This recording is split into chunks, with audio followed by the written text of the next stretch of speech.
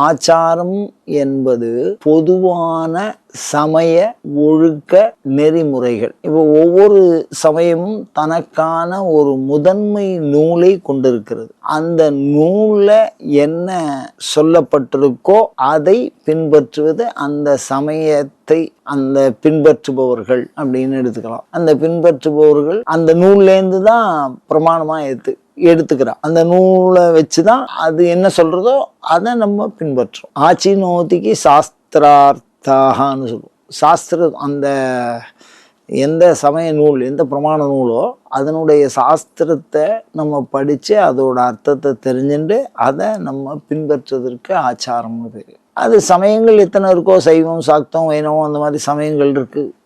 அந்த சமயங்கள் எதுவோ அதுதான் அதுக்கு ஆச்சாரம். அனுஷ்டானம்னா என்ன அப்படின்னா, ஒரு தேவதையை உபாசனை மூலமாக அடைந்து வழிபாடு செய்கின்ற ஒரு பரிந்துரைக்கப்பட்ட சமயத்தினால் பரிந்துரைக்கப்பட்ட ஒரு வழி, அதை அனுஷ்டானம்னு சொல்கிறோம். ஆச்சாரத்துக்கும் அனுஷ்டானத்துக்கும் ஒரு நுட்பமான வித்தியாசம் என்ன அப்படின்னா, ஆச்சாரம் பொது, அனுஷ்டானம் சிறப்பு. அந்த சிறப்பு விதி அப்படிங்கிறத நம்ம எடுத்துக்கலாம், விடலாம்.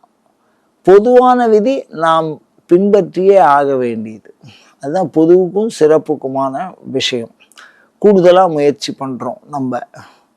அதை மாதிரி அனுஷ்டானம்ங்கிறது ஒரு தேவதா உபாசனை பின்பற்றிக்கலாம், தீட்சை எடுத்துக்கலாம், ஜபம் பண்ணலாம். அதெல்லாம் நமக்கு ஒரு கூடுதலான ஒரு பலத்தையோ ஒரு நல் விளைவுகளையோ நமக்கு ஏற்படுத்துவதில் மிகுந்த துணையாக இருக்கும்.